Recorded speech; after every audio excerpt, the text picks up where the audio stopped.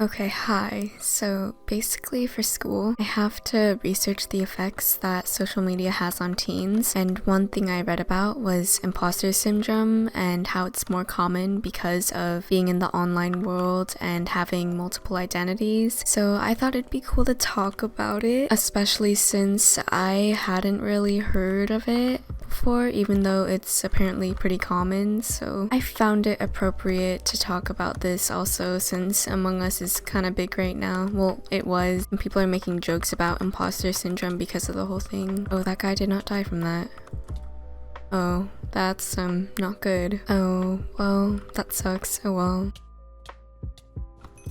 Okay, so imposter syndrome is defined as a collection of feelings of inadequacy that persist despite evident success. Quote-unquote imposters suffer from chronic self-doubt and a sense of intellectual fraudulence that override any feelings of success or external proof of their competence. So basically, it makes you feel like a fraud, and it's kind of the voice in your head constantly putting you down.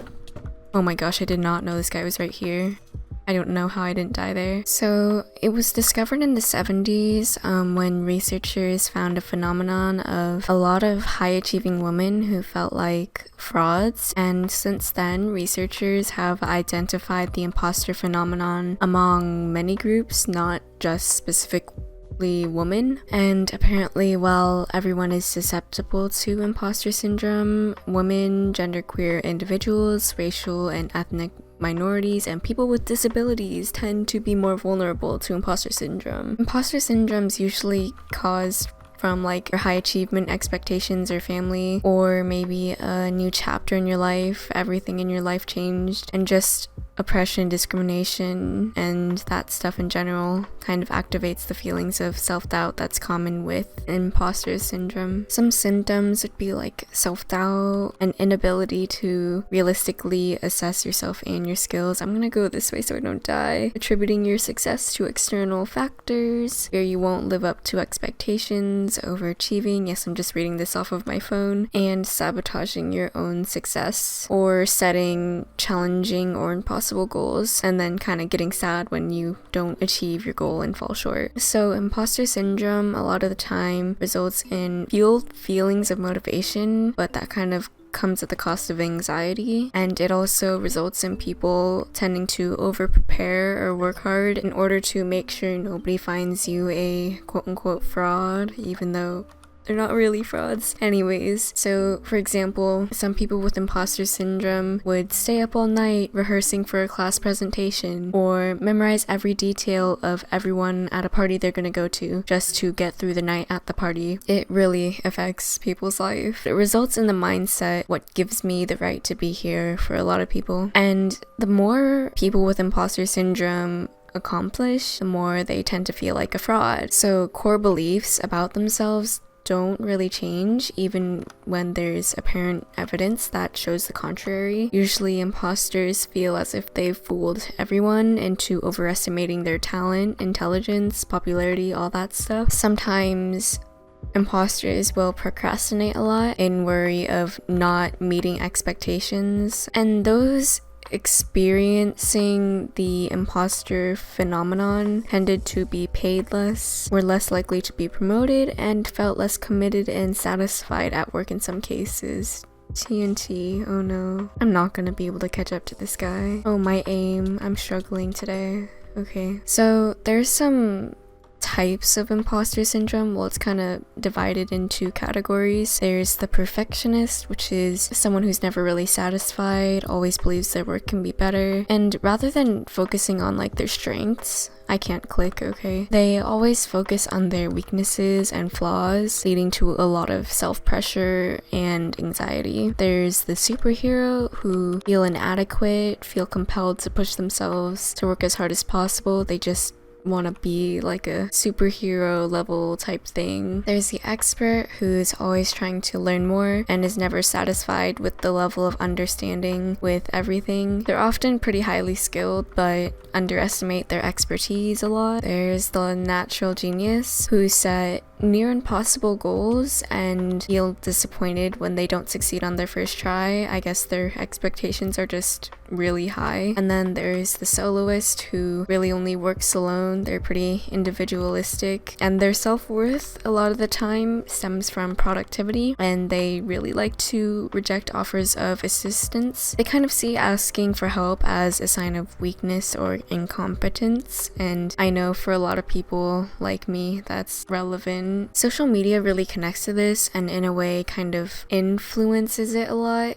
Because for one, like the comparisons to people on social media, for example, the kind of upward comparison, we like to compare ourselves to people we'd like to be, often with really unrealistic expectations, which results in the natural genius, the superhero, all of these. There's the downward comparison. Oh, I almost just got fireballed. This one's less straightforward, but this is essentially when you compare yourself to someone in a lesser position. Short term, it may make them feel better about themselves, but it reinforces biases and judgments against others, ultimately resulting in harsher judgments made against ourselves when we encounter setbacks. I need to buy prot before I fight this guy. I think he's just gonna go in. I don't think he knows how stacked I am, so that's good. This is so painful. Okay, GG. And then there are lateral comparisons, which are kind of comparing yourself to your peer group or people like you. A lot of the time this comparison seems pretty harmless, but it's just misleading and unhelpful because people end up forwarding the image of themselves that they want you to see. And for like a more specific example, other than just people who compare themselves on social media platforms really allow people to display what they want people to see. Okay, this guy's probably just gonna try and jump off, so I'll do that. So for the viewer, a lot of the time it results in insecurities, which leads to imposter syndrome sometimes. It's like a general statement. I'm not saying that's the case for everyone, because a lot of the time imposter syndrome comes with a lot of self-doubt. For the poster, for some people, it results in positive comments for the most part, but feelings of fraud on their part, because they believe that the people commenting the nice things see right through them and that they aren't fooling anyone. It leaves people to feel kind of anxious and desperate to reassure people in their life that they're far less perfect than people think they are. To them, what they post is a lot of the time an illusion of a perfect and successful life when maybe it's not. I guess this guy's just gonna let me break their bed. Okay, thank you. This is because a lot of people only let people see the good parts of their life on social media, which is kind of a given, or the best picture of like 100 pictures you've taken, or someone using a filter. And that kind of leads the person who posted the image or images to believe they've shown the best of themselves and that they're lying to everyone on how their life is and that they're a phony. Also, sometimes on the internet you might have another identity in a way. Like for me, Gazes is my other identity, and even while some people with multiple identities try to be authentic and genuine a lot of the time, they're still sharing a different persona, which can often lead people to believing that they're lying to everyone. There's this quote that says the more identities you have and the more time you spend pretending to be someone you aren't, the harder it's going to be to feel good about yourself. Some random facts about imposter syndrome is 70% of people experience imposter syndrome sometime in your life. So basically, if you do have imposter syndrome, you're not alone. It's not uncommon and it doesn't make you weird or whatever. Also, a study from 2017 linked imposter syndrome among racial and ethnic minority students to increased depression and anxiety, and another 2017 study found people who spend more than 120 minutes per day on social media were more likely to report feelings of isolation and identify with statements like, "I feel like people barely know me." And I'm not surprised by that fact, I'm not gonna lie. I just want to kill this person. Okay. Again, the stuff I'm saying is not relevant to everyone with imposter syndrome or in general. It's the generalization, so don't come at me for that.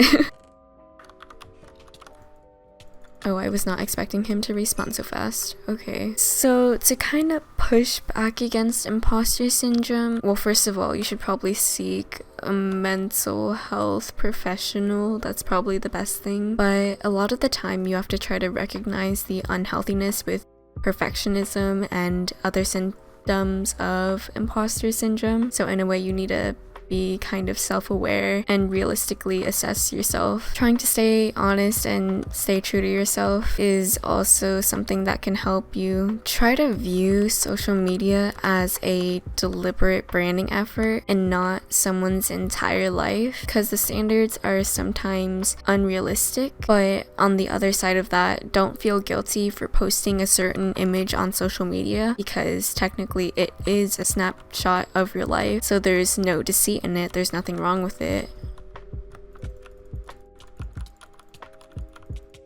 I can't PvP for the life of me. This is so embarrassing.